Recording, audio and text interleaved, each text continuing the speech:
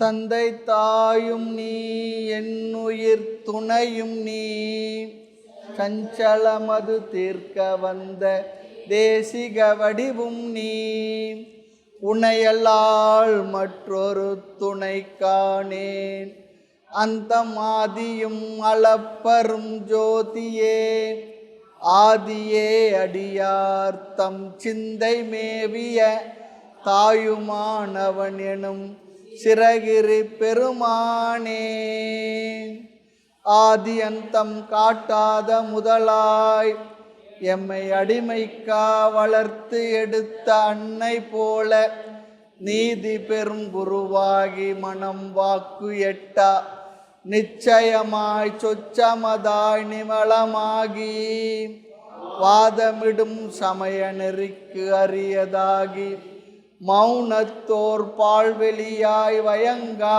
நின்ற ஜோதியை என் உயிர் துணையை நாடி கண்ணீர் சொரிய இரு கரம் குவித்து தொழுதல் செய்வாம். அகர உயிர் எழுத்து அனைத்துமாகி வேறாய் அமர்ந்ததன அகிலாண்டம் அனைத்துமாகி பகர்வனை எல்லாமாகி அல்லதாகி பரமாகி சொல்லறிய பான்மையாகி துகளறு சங்கற்ப விகற்பங்கள் எல்லாம் தோயாத அறிவாகி சுத்தமாகி நிகரில் பசுபதியான பொருளை நாடி நெட்டுயிர்த்து பேரன்பால் நினைதல் செய்வாம். சிராப்பள்ளி மலை மேவும் தட்சிணாமூர்த்தி அருள் நல்க பெற்று பராபரமும் எந்நாளும் பைங்கிளியும் பலபாவும் பாடி பாடி தராதள மானிடர்க்கலாம் தன்னமிர்தாய் தந்தருளும்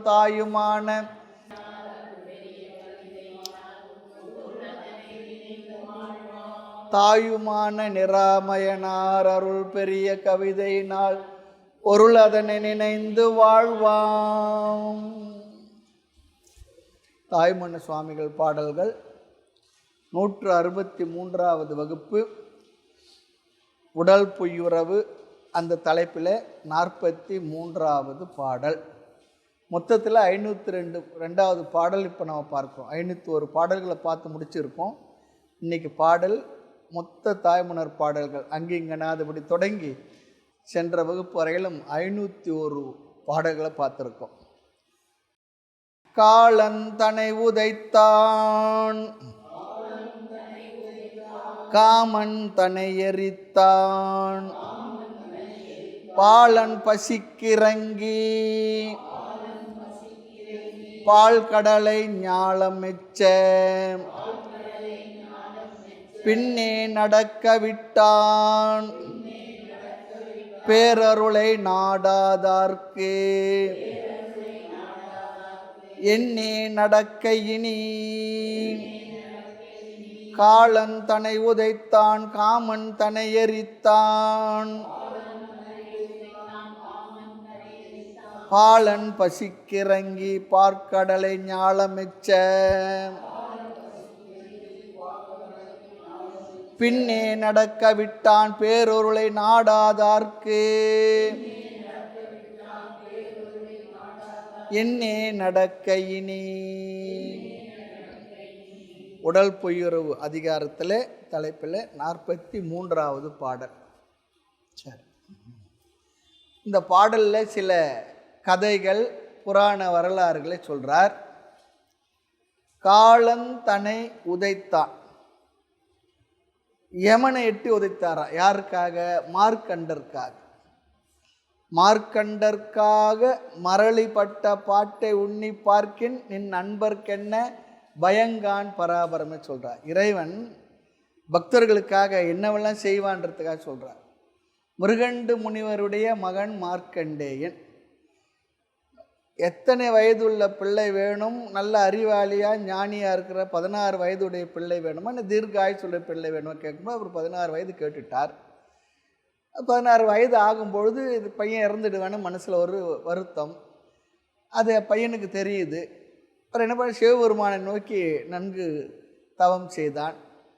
யமனும் வந்தார். அவர் வேலை இருக்குது, அவர் வேலை இவர் தடுக்க முடியாது. அது சிவலிங்கத்தை சேர்த்து அணைத்து கட்டி கொண்டான். இதெல்லாம் நம்ம பார்த்துருக்குறோம். வெளியில் இருக்க சிவலிங்கத்தை கட்டி கொண்டார் சொல்லி அர்த்தம் இருந்தாலும் மனசுக்குள்ள நிறைவாக அந்த இறைவனை மிகுதியாக பற்றி கொண்டார்.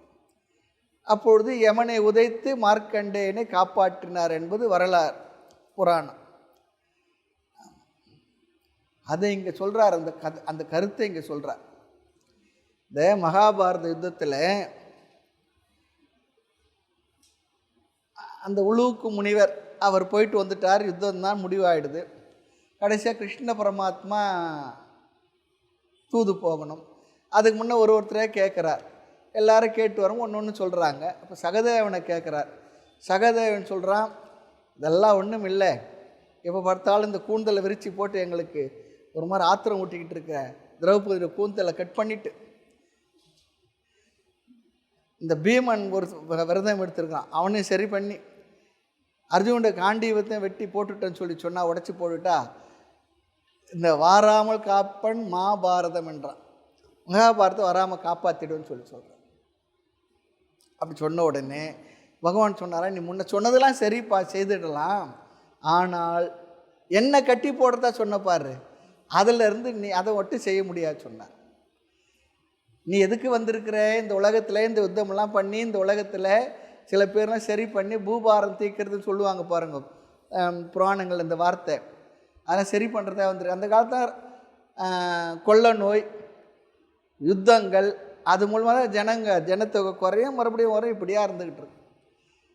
அப்போ சொல்லும்போது சொன்னார், இல்லை இல்லை, எல்லாத்தோட எனக்கு உங்களை கட்டி போடுறது ரொம்ப சுலபம்னு சொன்னார். எப்படி பாருன்னு சொல்லி என்னை கட்டு பார்க்கலான்னு நின்னாராம் பகவான். அப்படி நின்னாராம். நின்ன உடனே எங்கே பார்த்தாலும் கிருஷ்ணனா தெரிகிறார். அவளே எங்கே பார்த்தாலும் கிருஷ்ணனா தெரிகிறார்.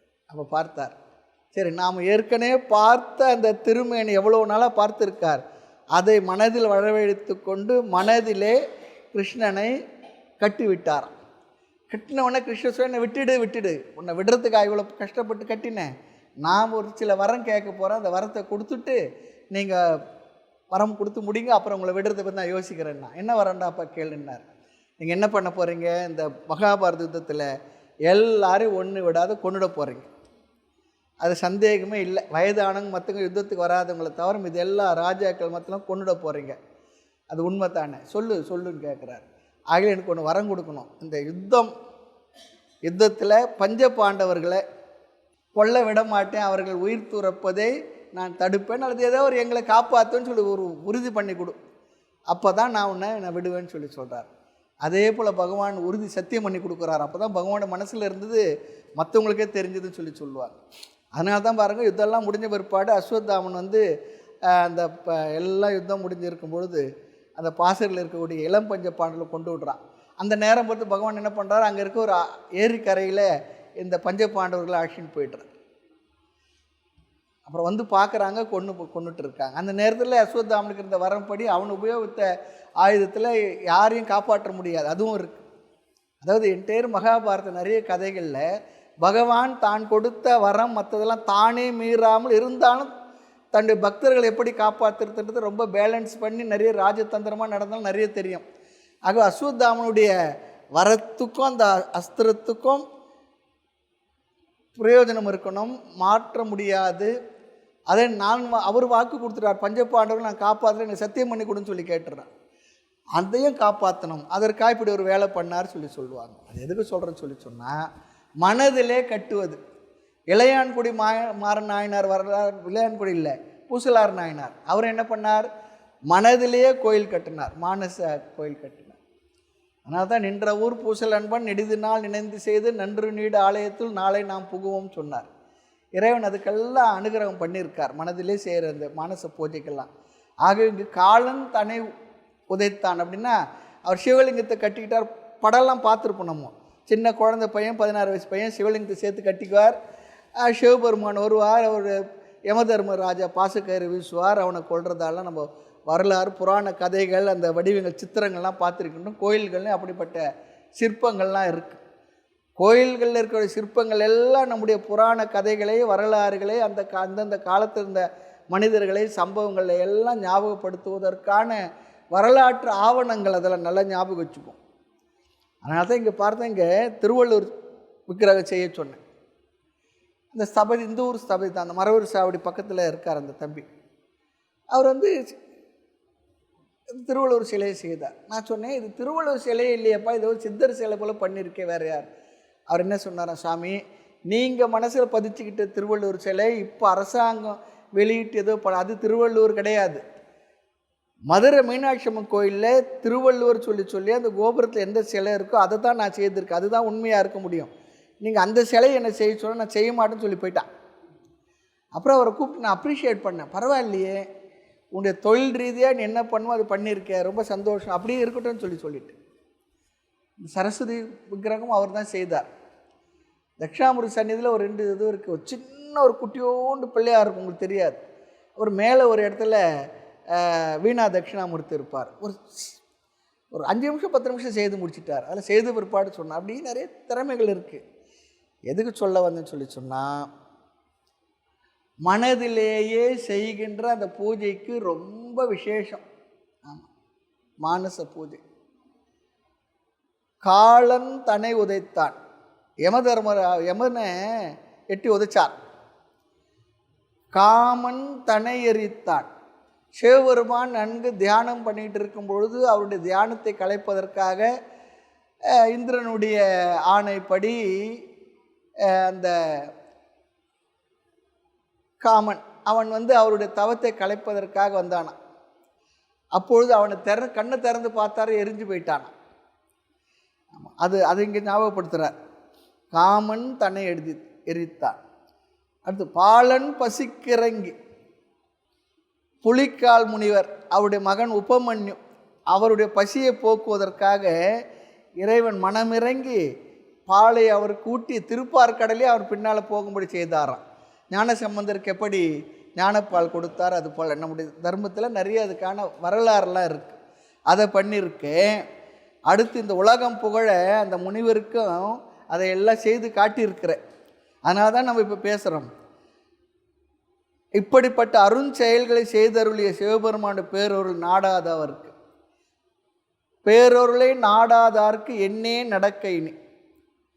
சிறப்பான நிகழ்வு என்ன நடக்கப் போகிறது அப்படின்னு என்ன அர்த்தம்? அவருடைய திருவருளை நாடினால் இப்படிப்பட்டவைகளே நடக்கும் பொழுது நமக்கு ஏன் நடக்காது என்கின்ற அர்த்தத்தில் இந்த பாடல் ரொம்ப அழகாக சொல்கிறார்.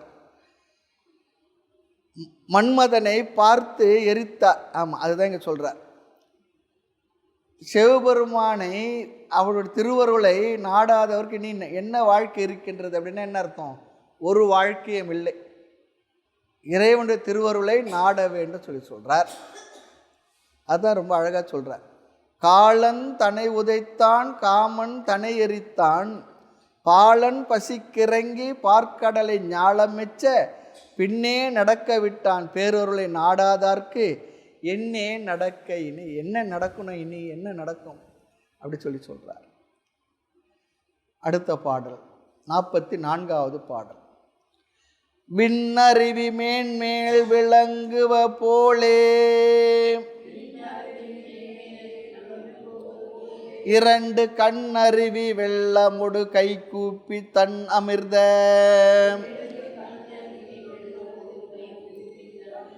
வெள்ளமே ஆனந்த வெற்பே எனத் தொழுவோர் உள்ளமே ஞான ஒளி.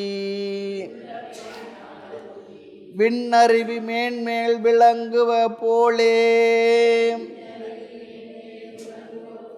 இரண்டு கண்ணருவி வெள்ளமுடு கை கூப்பி தன் அமிர்த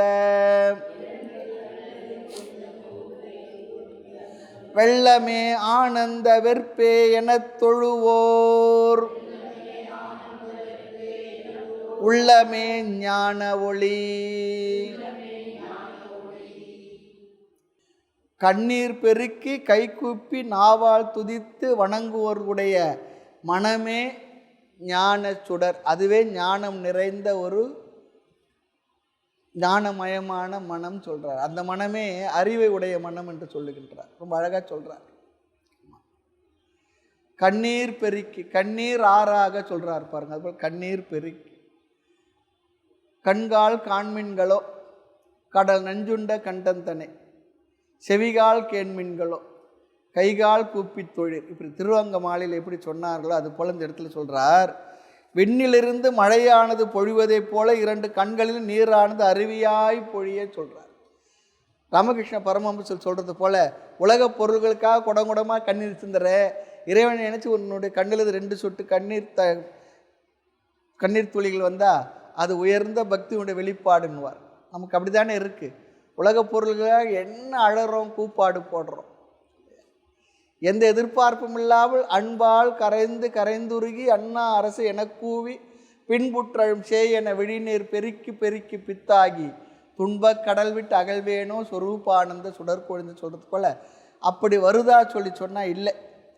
கற்பனையாக பாடுகின்றேன் கண்ணீரும் கம்பளையும் சொற்பனத்தும் காணி நான் சொன்னேன் பராபரமே சொல்கிறார். கற்பனையாக தான் இருக்கார், எதுக்கோ வரோம் உள்ள முருகி அப்படின்னா என்ன அர்த்தம்? கண்ணீர் விடணுன்றது அங்கே விஷயம் இல்லை.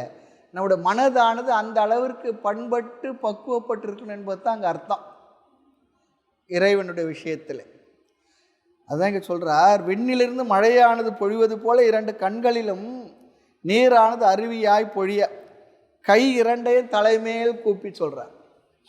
ஆமாம், வானே வானில் இன்ப மழையே மழைத்தாரை வெள்ளமே என்றென்று பாடினேன் நாடியே உளறினேன் அலறினேன்னு சொல்கிறது போல கைகள் 2ஐயும் தலைமேல் கூப்பி தன் அமிர்த வெள்ளமே குளிர்ந்த தன் அமிர்தம்னு சொல்லிச்சுன்னா குளிர்ந்த அமுத வெள்ளமே. அமுதம்னு சொல்லி சொன்னால் சாகாத தன்மை, அதை அருந்தியவர்களுக்கு சாகாத தன்மையை கொடுக்கும். அதுதான் அமிர்தம். அமிர்தத்துக்கு அதுதான் அர்த்தம். நாம் ஆனால் சொல்லுவோம் ரொம்ப அமிர்தமாக இருந்தது சொல்லுவோம், ரொம்ப டேஸ்ட்டாக சுவையாக இருந்த உணவை அமிர்தம் சொல்லுவோம். அப்படி இறைவன் எல்லோருக்கும் அந்த தன் அமிர்தம் சொல்லி குளிர்ந்த தன்மையை எல்லோருக்கும் கொடுப்பவன், மனதை குளிர வைப்பவன். தன் அமிர்த வெள்ளமே குளிர்ந்த அமுத வெள்ளமே ஆனந்த வெற்பே பேரின்ப பெருமலையே சொல்கிறார். வெறுப்பு சொல்லி சொன்ன மலை பேரின்ப பெருமலையே என தொழுவோர். அப்படி வாயார வாழ்த்து தொழுபவர்களுடைய உள்ளமே ஞான ஒளி, அந்த உள்ளமே ஞானத்தை பெற்றிருக்கக்கூடிய மனம் சொல்லி சொல்கிறார். அந்த மனம்தான் ஞானத்தையும் பெற்றிருப்பது. எப்படிப்பட்ட ஒரு மனம்? விண்ணருவி மேன்மேல் விளங்குவ போலே 2 கண்ணருவி வெள்ளமோடு கைகூப்பி தன்னமிர்த வெள்ளமே ஆனந்த வெற்பே என தொழுவோர் உள்ளமே ஞான ஒளி. ரொம்ப அழகான பாடல் இது. அடுத்து 45வது பாடல். பிள்ளை மதி செஞ்சடையான் பேசா பெருமையினான் கள்ள விழும் பூங்கொன்றை கண்ணியான் உள்ளபடி கல்லாளின் கீழிருந்து கற்பித்தான் ஓர் வச்சனம் எல்லாரும் ஈடேறவே பிள்ளை மதி செஞ்சடையான் பேசா பெருமையினான் கள்ள விழும் பூங்கொன்றை கண்ணியான் உள்ளபடி கல்லாளின் கீழிருந்து கற்பித்தான் ஓர் வச்சனம் எல்லாரும் ஈடேறவே. என்னத்தை கற்பித்தார்? சும்மா இருன்னு சொன்னார். அதுதான் முக்கியமானது. சும்மா இருன்னா தத்துவ ஞானத்தை புரிந்து கொண்டு மனதில் அமைதி ஏற்படுத்தி சும்மா இரு. மனசில் தத்துவ ஞானம் புரிஞ்சாய மனசு பேசாது. ஏசற்றால் பேசுமா வாயின்னு சொல்லுவார். ஆமாம், மனசில் இறைவன் நிறைந்து விட்டான்னு சொல்லுவோமே. நமக்கு நிறைஞ்ச மனசில் குறை தெரியுமா? பேச மாட்டோம்.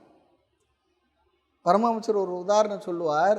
சாப்பிட்றதுக்கு முன்னே பந்தியில் ஒரே சத்தமாக இருக்குமா, அதை கொண்டு வாப்பா இதை கொண்டு வாப்பான்னு சொல்லு. எல்லாருக்கும் பரிமாறி முடித்த பிற்பாடு சாப்பிடும்பொழுது என்ன, சாப்பிட்ற சத்தத்தை தவிர வேறு சத்தம் கேட்காது, பேசிக்கிட்டு இருக்க மாட்டாங்க. அதுபோல் இறைவனுடைய திருவருளை நம்முடைய மனது முழுக்க உள்வாங்கி புரிந்து கொண்டு நிறைந்து விட்டால் அப்போது வாய் பேசுமா? பேசாது. ஆகவே சும்மா இருப்பது.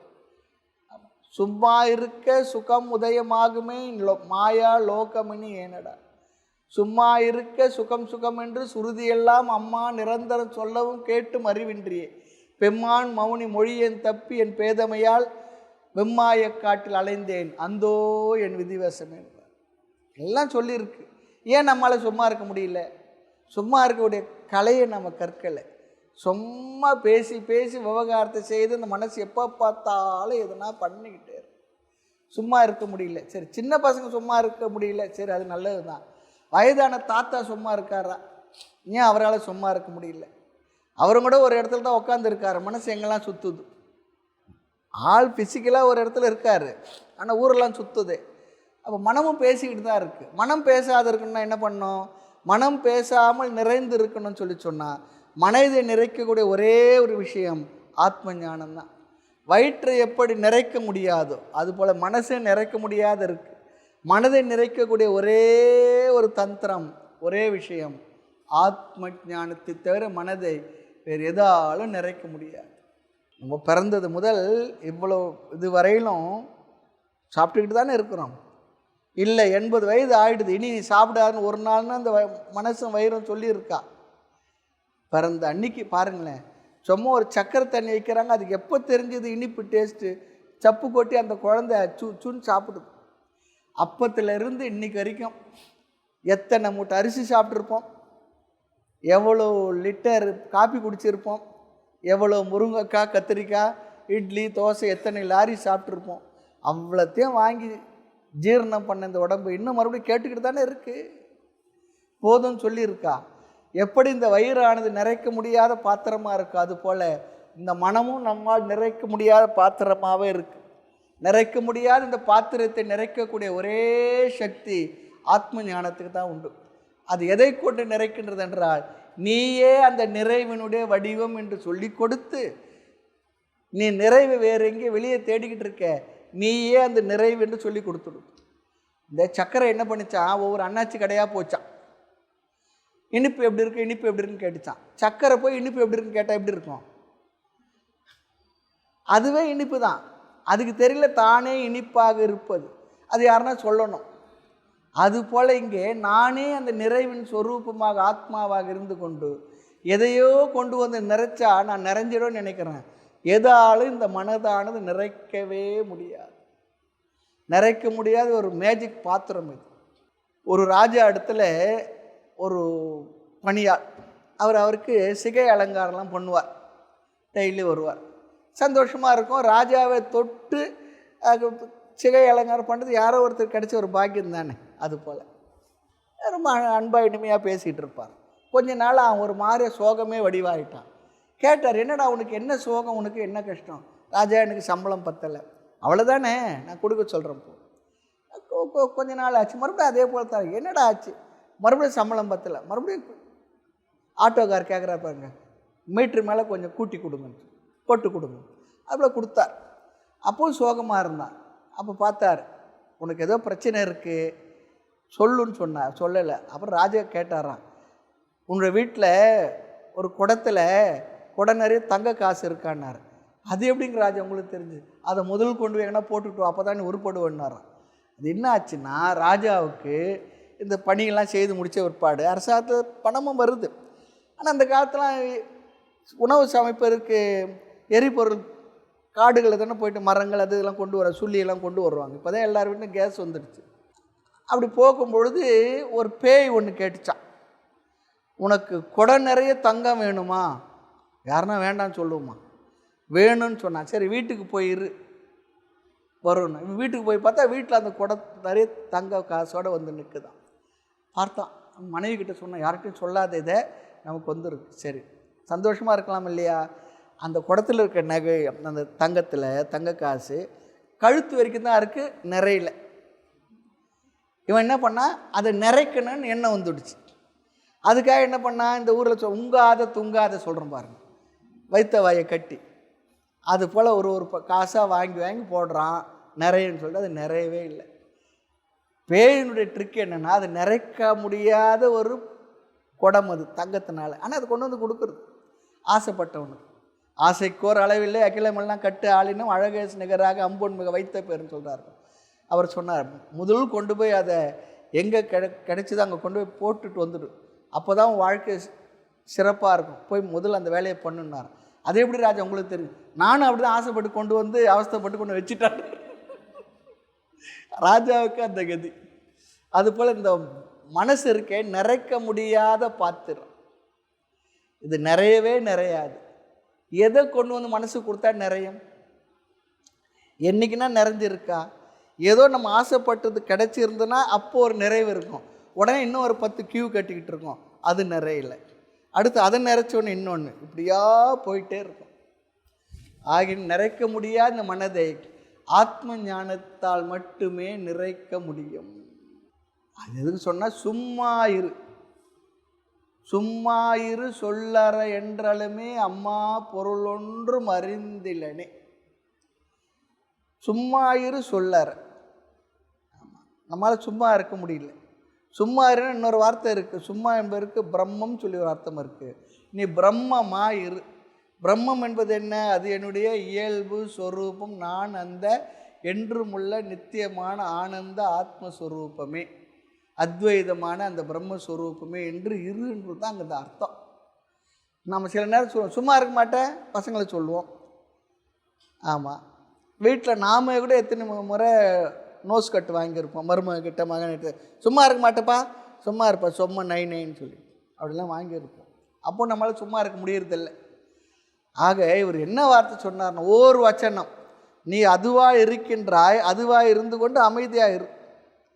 உன் மனதில் முழுமையான நிறைவு அமைதி வந்து விடட்டும். அது முழுமையான அமைதி நிறைவு வந்தால் தான் அந்த மனசு பேசாது. பேசுமா வாய் சொல்கிறார், பேசாது. அப்போ தான் அது வரைக்கும் என்ன பண்ணுவோம்? பேசிக்கிட்டே இருப்போம். ஆமாம், வயதாக ஆக வரக்கூடிய ப்ராப்ளத்தில் இது ஒன்று, என்ன பேச்சு நிறுத்த முடியறதில்லை. எல்லா பொறி புலனும் கொஞ்சம் கொஞ்சமாக தேய்மானம் அடைஞ்சிடும். எல்லா புலன்களும் வாயில் வந்து உக்காந்துடும். வயதாக ஆக டேஸ்டி ஃபுட்டு, சுவையான உணவு மல்லு கட்டுவோம். அப்புறம் நம்ம பேசணும், நம்ம பேசுறது கேட்கறது ஒரு ஆள் வேணும். பேச்சு துணைக்கு ஆளே இல்லைங்க, பேச்சு துணைக்கு ஆள் இல்லை. அப்போ இவங்க பேசுகிறத கேட்குறது ஆள் வேணும், அப்போ அவங்க பேசுகிறத கேட்குறது யார் வேணும்? நிறைய பேருக்கு நம்ம பேசுகிறது தான் மற்றவங்க கேட்கணும்னு நினைக்கிறோம் தவிர, யாராவது பேசுகிறத அமைதியாக கேட்குற குணம் இருக்கான்னா இல்லை. இதெல்லாம் நமக்கு வயதான காலத்து வரக்கூடிய ப்ராப்ளங்களில் ஒன்றும். அப்படி என்ன பண்ணணும்? இதெல்லாம் மனதில் புரிந்து கொண்டு அமைதியாக இருக்க கற்றுக்கணும். வீடுகளில் எல்லாரும் சொல்கிறது, அம்மா அப்பா வயசான வச்சு பார்க்குறது எனக்கு ரொம்ப சந்தோஷம்தான், ஆனால் அவங்க பேசுகிறது தான் எங்களால் சகிச்சிக்க முடியல. ஆரம்பிச்சிடுவார் 1947 ஆரம்பிச்சிடுவார். ஆமாம், அது இப்போ யாருக்கு வேணும்? அதெல்லாம் முடிஞ்சு போச்சு. நம்ம வாழ்க்கை, நம்ம விஷயங்கள் எல்லாம் நாமெல்லாம் அவுட்டேட். ஆமாம், அப்டேட் இல்லை. கம்ப்யூட்டரில் எப்படி அவுட்டேட் ஆனவங்க அதில் இருக்க முடியாது ஐடி டிபார்ட்மெண்ட்டில், அது போல் நம்மளாம் அவுட்டேட் பர்சன். நமக்கு வேலை என்ன? கோயிலுக்கு வர்றது, ராமா கிருஷ்ணா கோவிந்தா, நல்ல விஷயம் சத்து விஷயத்தை கேட்டு தத்துவ விசாரத்தில் ஈடுபடுறதான் நமக்கு வேலை. ஆனால் நமக்கும் ஒரு பெரிய ஒரு வருத்தம் என்ன? என் பேச்சை யாருமே கேட்கறதில்ல, என்னை யாருமே கேட்கறதில்ல, என்னை கேட்டு யாருமே செய்கிறதில்ல. இவர் என்ன பெரிய பில் கேட்ஸுக்கெலாம் பெரிய கவுன்சிலிங் கொடுக்குற கன்சல்டன்ட்டு போல். அது வேறு. நமக்கு கேட்கலையா? ரொம்ப நல்லது, சந்தோஷம். அவங்கவுங்க நம்மளை விட ரொம்ப நல்லாவே இருக்கிறாங்க, திறமையாக இருக்கிறாங்க, முன்னேற்றத்தில் இருக்காங்க. நமக்கு தான் தெரியல. நமக்கு வேறு இந்த ஒரு கவலை, நம்மளை கேட்குறதே இல்லை, இதே பண்ணி. இதெல்லாம் வாழ்க்கையில் கற்றுக்க வேண்டிய ப்ராக்டிக்கல் நாலேஜ் எல்லாருக்குமே தான் அது. ஆமாம். ஆக கற்பித்தான் ஓர் வச்சனம் எங்கிருந்து? கல்லாலின் கீழ். ஆமாம், கல்லால மரத்தின் கீழ் அமர்ந்திருக்கக்கூடிய தட்சிணாமூர்த்தியாக வடபால் அமர்ந்து தென்பால் முகமாகி வடபால் இருக்கின்ற செல்வமே சிவபெருமானே, ஆதி குருவாக இருந்து ஞானத்தை நமக்கு உபதேசித்த தட்சிணாமூர்த்தி சுவாமி. தட்சிணாமூர்த்தி என்பவர் அறிவு கடவுள், ஞான கடவுள். ஆமாம், அவர் நவகிரகத்தில் இருக்கிற கடவுளில் குரு பெயர்ச்சி அவருக்கு கிடையாது. நவகிரகத்தில் இருக்கக்கூடிய பிருகஸ்பதி தான் தேவகுரு, பிருகஸ்பதிக்கு தான் குரு பெயர்ச்சி எல்லாம். தட்சிணாமூர்த்தி அறிவு கடவுள். தட்சிணாமூர்த்தி நம்ம குரு பெயர்ச்சியில் வர குரு கிடையாது அவர். அது நல்லா ஞாபகம் வச்சுக்கணும். நிறைய பேருக்கு அதுவே புரியறதில்லை. அதில் என்ன பண்ணக்கூடாது? தட்சிணாமூர்த்திக்கு சுண்ட கடல்லாம் கொண்டு வந்து கொடுக்கக்கூடாது. அது வந்து நவகிரகத்தில் இருக்க குருவுக்கு தான் சுண்டல் கடல்லாம் மாலையாக போடுறது. ஒரு நவகிரகத்தில் ஒவ்வொரு கிரகங்களுக்கும் ஒவ்வொரு வஸ்திரம் கலர் போட்டிருப்பாங்க, அதுக்குரிய தானியங்கள்லாம் போட்டிருப்பாங்க, நவதானியம். அதனால தான் வந்தது என்ன தெரியல. இங்கே வந்து தட்சிணாமூர்த்தி என்பவர் அறிவு கடவுள். அவர் இடத்துல சேர்ந்து என்ன பண்ணணும்? அறிவை எனக்கு கொடுங்கள். சின்முத்திரை தான் உட்காந்து இருக்காரு. அதில் ரொம்ப அற்புதமான ஒரு கருத்தை சொல்கிறார். சின்முத்திராங்குஷ செங்கைக்குள்ளே அடக்கி. இது பரமாத்மா, இது ஜீவாத்மா, ரெண்டும் ஒன்று சேரணும். இந்த ஆணவம் கண்மம் மாயிலிருந்து உன்னை பிரித்துக்கொள். அதுதான் வச்சிருக்கார் சின்முத்திரை. இதுதான் அந்த கையுடைய அர்த்தம். அதுதான் மொத்த கருத்துமே வேத சாஸ்திரங்களோட கருத்தெல்லாம் இதில் அடங்கி போயிடுச்சு. சின்முத்திரை. யோகாசனத்தில் முத்ரா சொல்லுவாங்க, கிரியா சொல்லுவாங்க.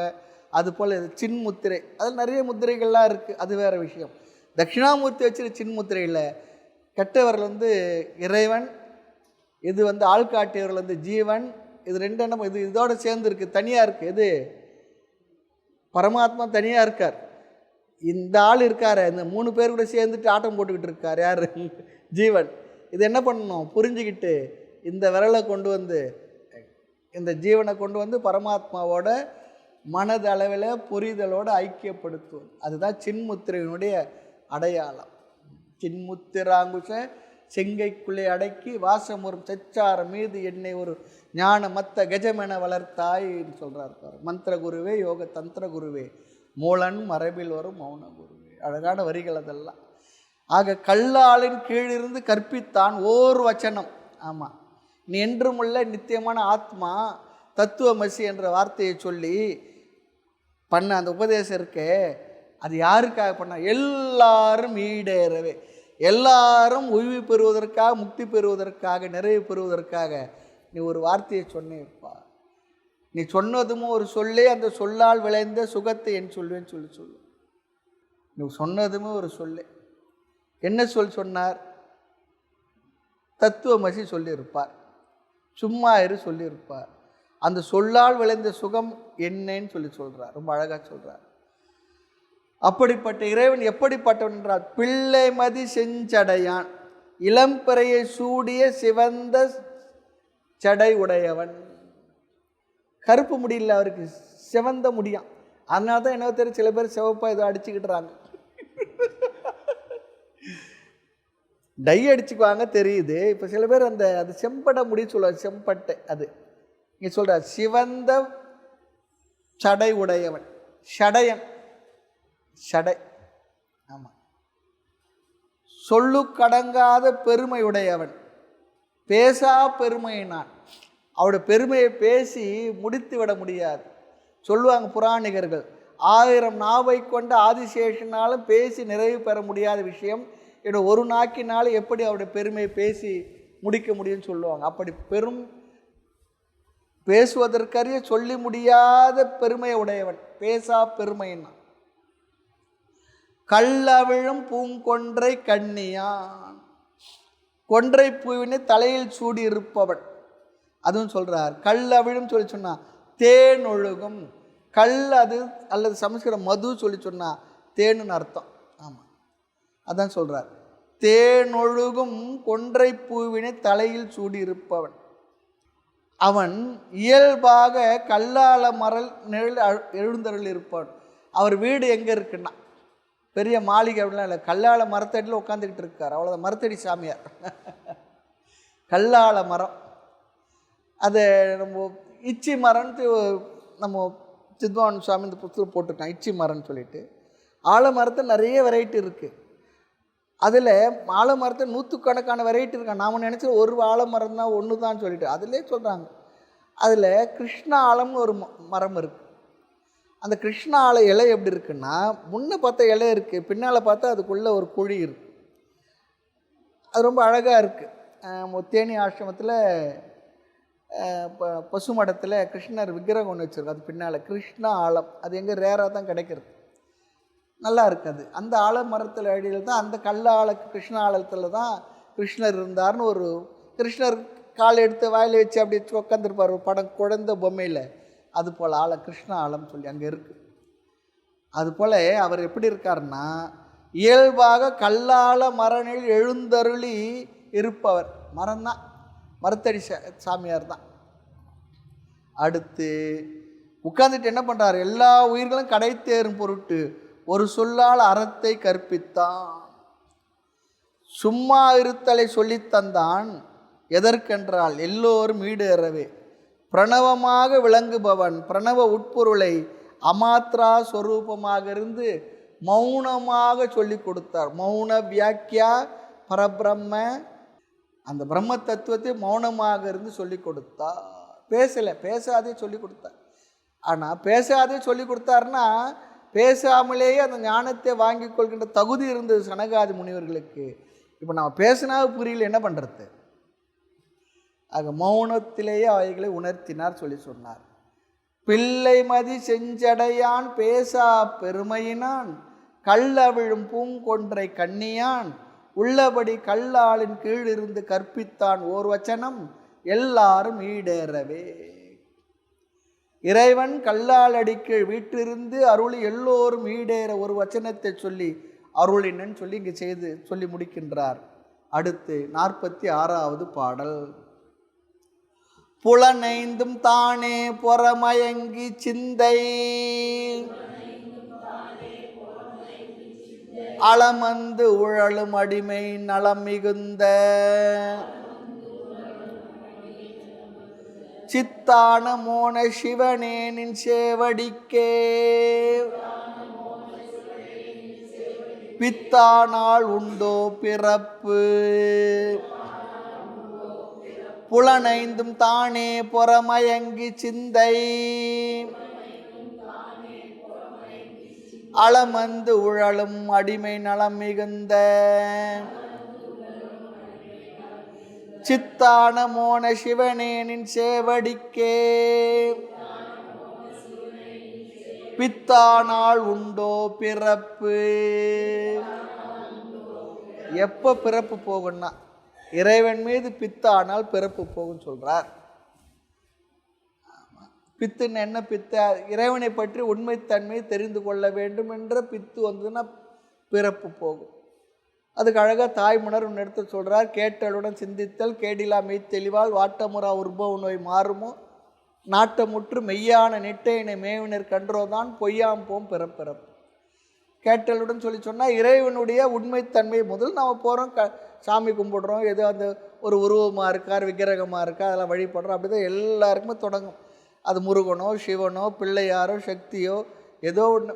ஆமாம், சுவாமி சகுன பிரம்ம வழிபாடு அப்படி தான் தொடங்கும். பிறகு அப்படி வழிபட்டு கொண்டிருக்கக்கூடிய நமக்கு புண்ணியம் இருந்தால், முறையாக வழிபட்டு இருந்தால் அந்த புண்ணியம் நமக்கு வேலை செய்ய என்ன, இந்த இறைவன் என்றால் என்ன தான் என்று உண்மையை தெரிந்து கொள்ள ஒரு ஆர்வம் வரும். அதுதான் முமுட்சுத்துவம். ஏதோ வரோம், கோயிலுக்கு வரோம், ஏதோ நமஸ்காரம் பண்ணுறோம், இதில் என்ன தான் இதில் இருக்குது என்ன. ஆனால் ஆரம்ப கால பக்தனுக்கு அதெல்லாம் தெரிஞ்சுக்கிட்டு சொல்கிறதுக்கு அவனுக்கு தேவையும் இல்லை, அவன் சிந்திக்கிறதே இல்லை. நான் கோயிலுக்கு போகிறேன், எனக்கு மனசுக்கு நல்லா இருக்குது, ஆறுதலாக இருக்குது, நமஸ்காரம் பண்ணுறேன், என்னுடைய மனக்குறையெல்லாம் இறைவன் இடத்த சொல்லிட்டு வரேன், அவர் பார்த்துக்கிறார், அவ்வளோதான். இந்த அளவுக்கு மட்டும் இருக்கும். அதுக்கு மேலே எந்த பக்தர்களும் அதுக்குள்ளே போகிறதுக்கு விரும்புகிறதே இல்லை. மறுமலர் எடுத்து நிறுத்தாலே அர்ச்சிக்கேனே வாவென்று அழைப்பது என்னால் சொல்கிறது போல் இந்த இடத்துல போய் நமஸ்காரம் பண்ணிட்டு வரார்.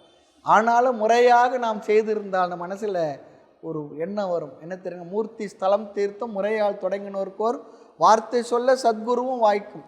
அப்படி இருந்தால் உனக்கு அந்த ஆர்வம் வரும். ஆர்வம் வந்து உனக்கு முறையாக அந்த உண்மையை சொல்லி கொடுப்பதற்குரிய சம்பிரதாயமான குரு உனக்கு கிடைப்பார்.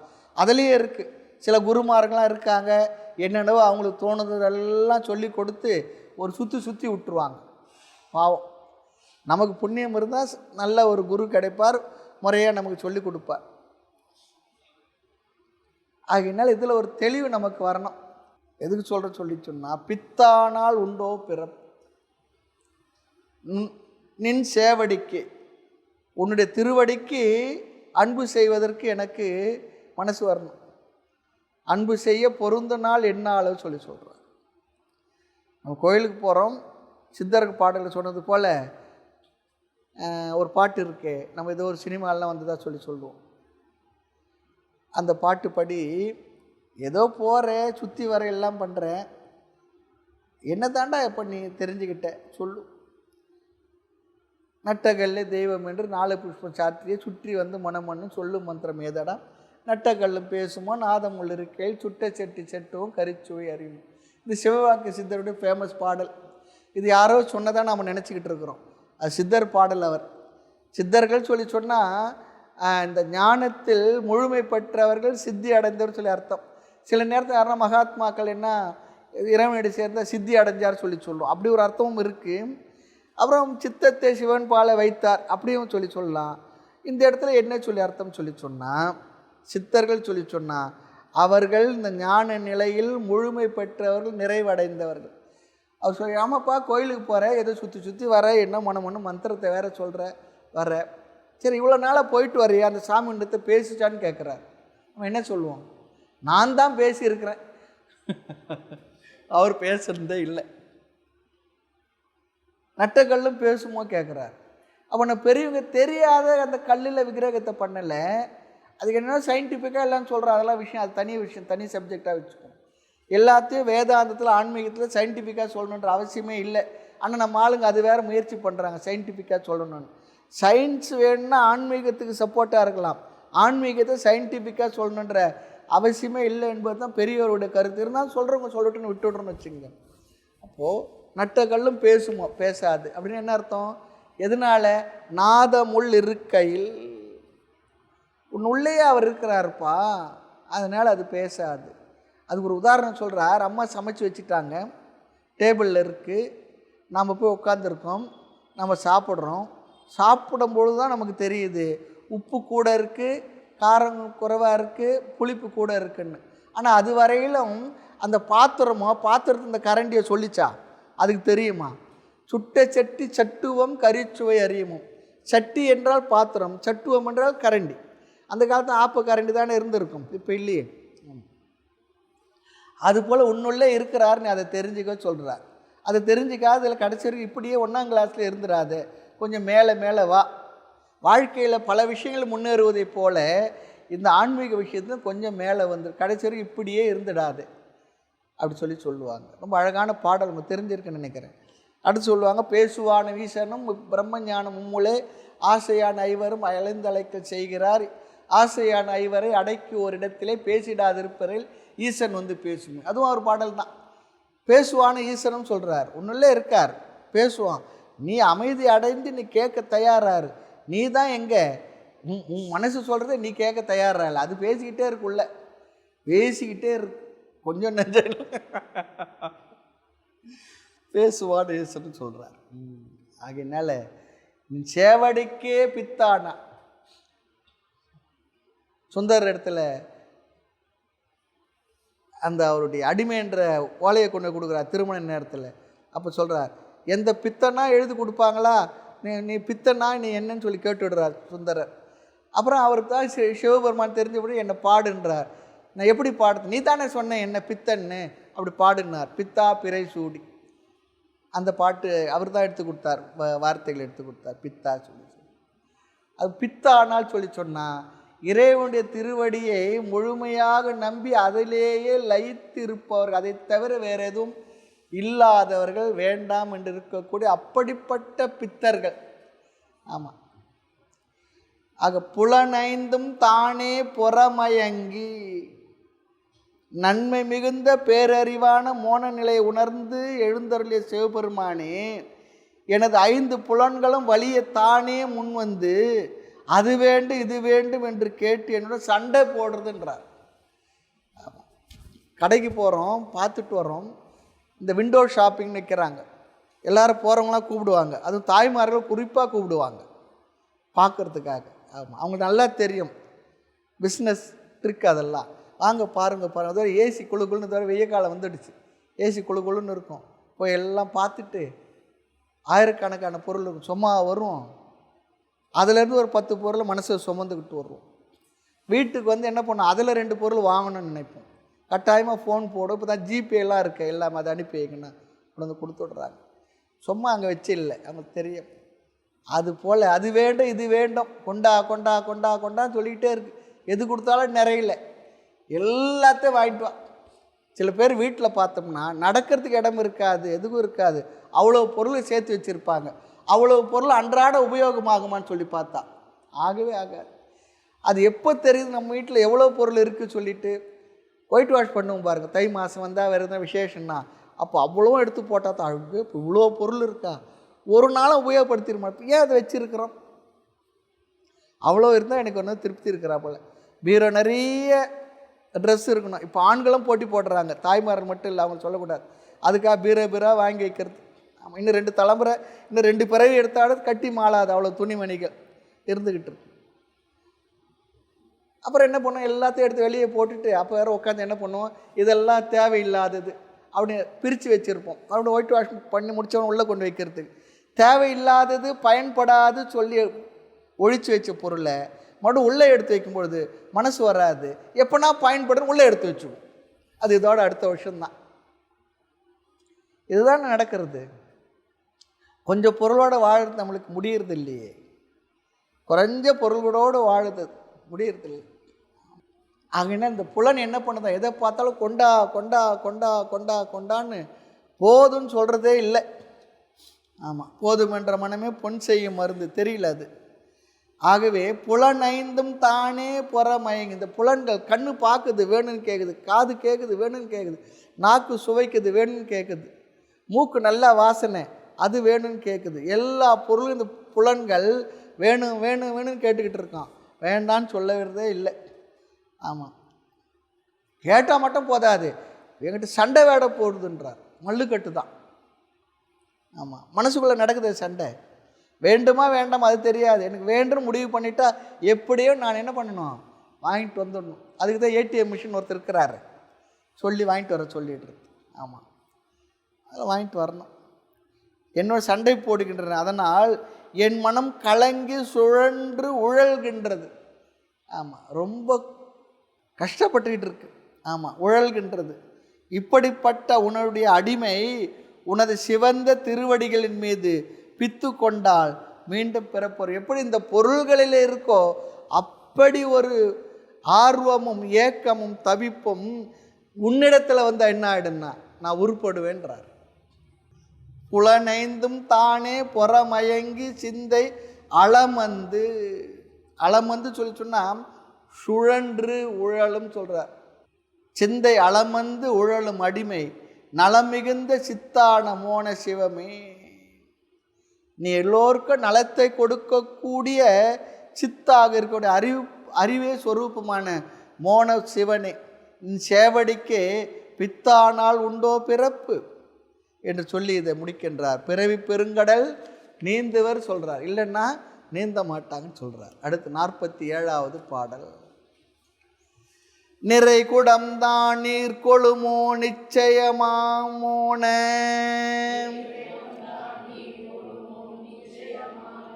முறை உணர்ந்தார் யாதை முயல்வார் பிறையணிந்த மிக்க கையிலாய மலை வித்தகனே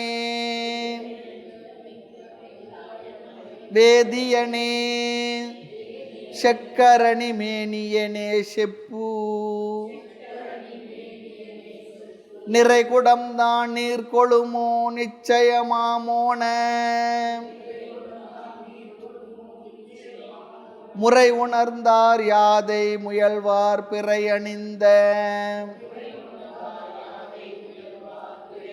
மிக்க கையிலாய மலை வித்தகனே வேதியனே செக்கரணி மேனியனே செப்பு.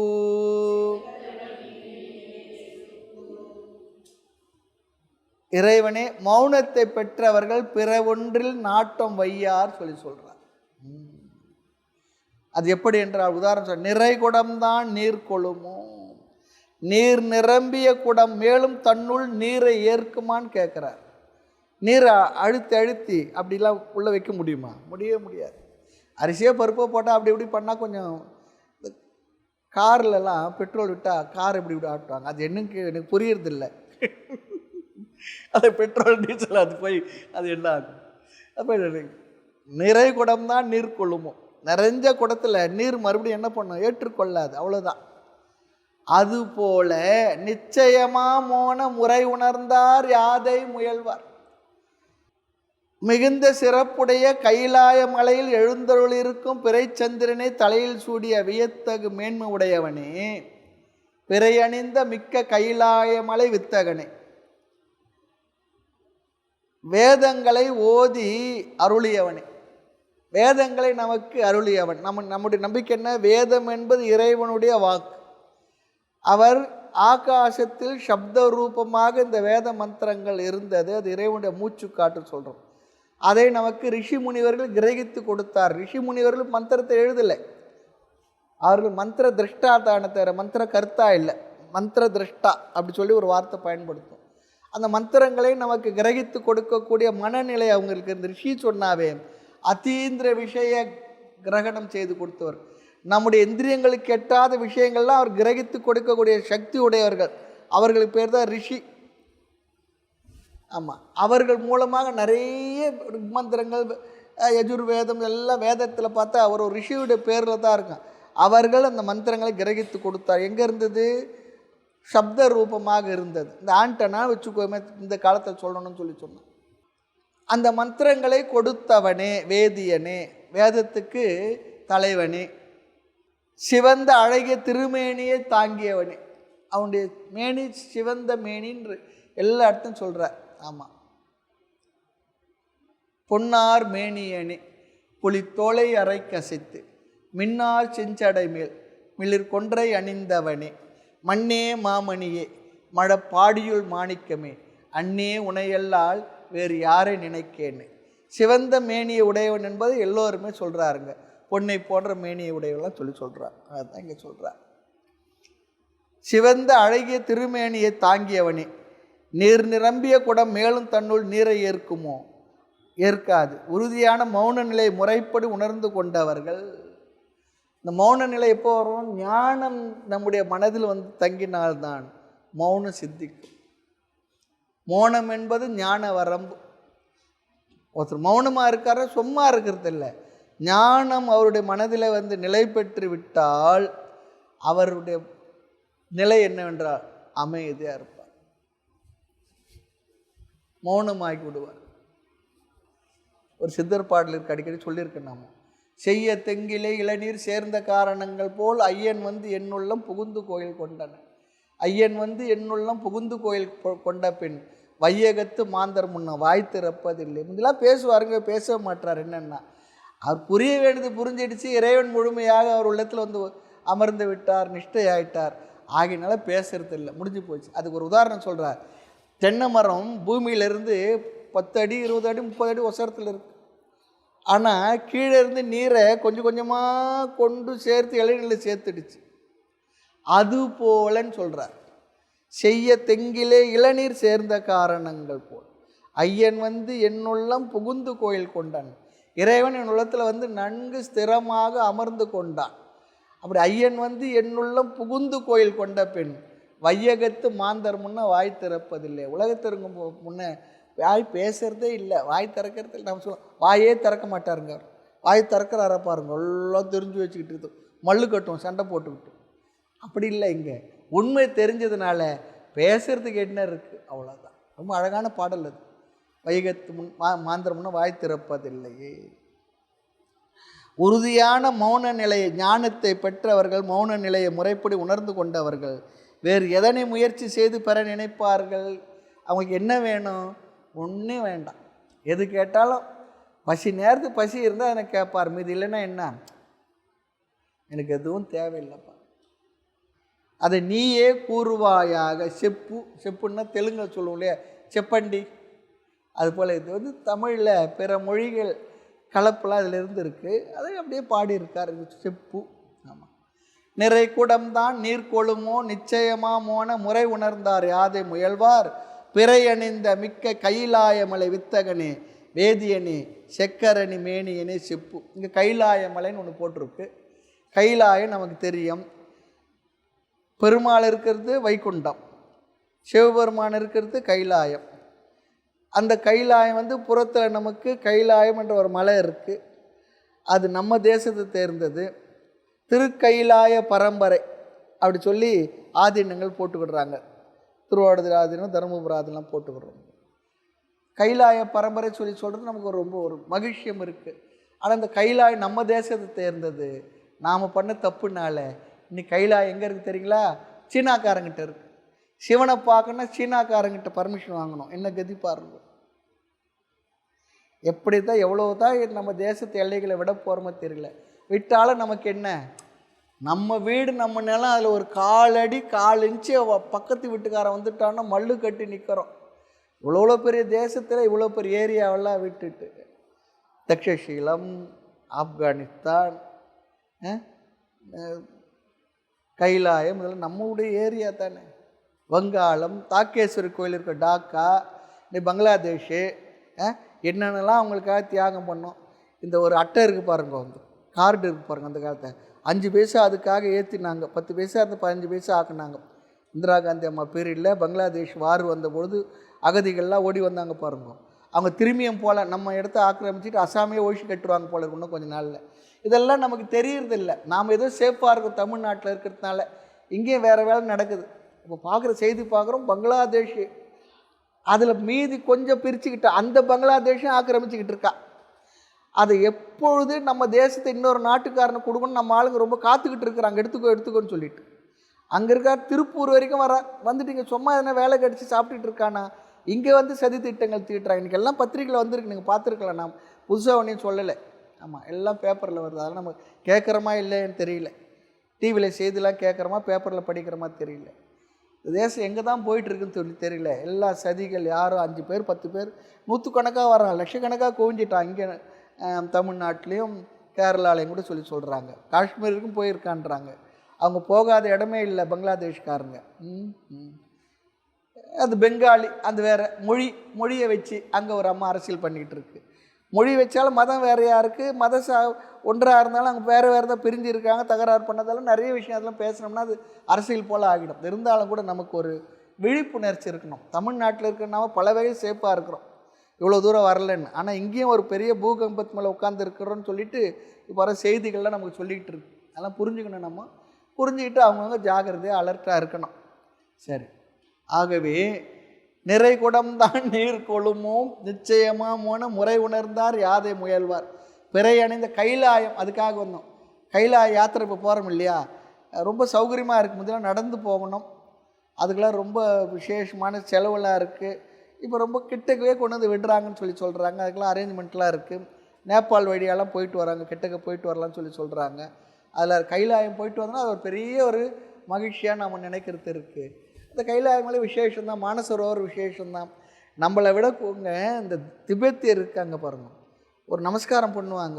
அந்த நமஸ்காரம் பண்ண எடுத்து அடுத்த நமஸ்காரம், இப்படியே அங்க பிரதட்சணமாக கைலாய மலையை பரிக்கிரமா பண்ணுற ஆள்லாம் இருக்குது. நம்மளாம் ஒன்றுமில்ல, போய் பார்த்துட்டு சொட்டர்கிட்ட போட்டு அந்த குளிர் தாங்கூட ஓடி வந்துடும். அப்படிலாம் நடக்குது. ஆனால் விசேஷம்தான். இந்த தேசத்தில் உலகத்தில் பூமியில் சில இயற்கையான சூழ்நிலை அமைந்த பிரதேசங்கள்லாம் போனால் அந்த உயர்வான ஒரு உன்னதமான புனிதமான மனசு தருது, இல்லைன்னு சொல்லலை. அந்த கைலாய மலைக்கு விசேஷமாக நிறைய சொல்கிறாங்க, இருந்துருக்கு. ஆமாம், மகாபாரத்தில் கூட பார்த்தோம்னா தர்மர்லாம் யுத்தெல்லாம் முடிஞ்சு ஆட்சி அதிகாரம் முடிஞ்சு கலியுகம் வந்த ஒருபாடு அப்படியே புறப்பட்டு போனார் சொல்கிறாங்க. அதெல்லாம் இமயமலை பகுதியெலாம் சிலதான் சொல்கிறாங்க. அப்படிலாம் போனதெல்லாம் நமக்கு வரலாறு இருக்குது. அந்த பகுதிகள்லாம் அதெல்லாம் இருந்துருக்கு, நிறைய இருக்குது. அதெல்லாம் வேறு மாதிரி ஆராய்ச்சிக்குரிய விஷயங்கள். இந்த கைலாய மலை வித்தகனே, அந்த கைலையில் அமர்ந்திருப்பவனே, வேதியனே, செக்கரணி மேனியனே, செப்பு சிவந்த மேனியுடைய இறைவனே, நீயே எனக்கு சொல்வாயாக என்று சொல்லி நிறைவு செய்கின்றார். மேலும் விஷயங்களை அடுத்த வகுப்பில் பார்க்கலாம். மூர்த்தி எல்லாம் வாழி, எங்கள் மௌன குரு வாழி, அருள் வார்த்தை என்றும் வாழி, அன்பர் வாழி, பராபரமே. ஓம் பூர்ணமத பூர்ணமிதம் பூர்ணாத் பூர்ணமுதச்யதே பூர்ணஸ்ய பூர்ணமாதாய பூர்ணமேவாவசிஷ்யதே. ஓம் சாந்தி சாந்தி சாந்தி. ஹரி ஓம். ஸ்ரீ குருப்யோ நமः. ஹரி ஓம்.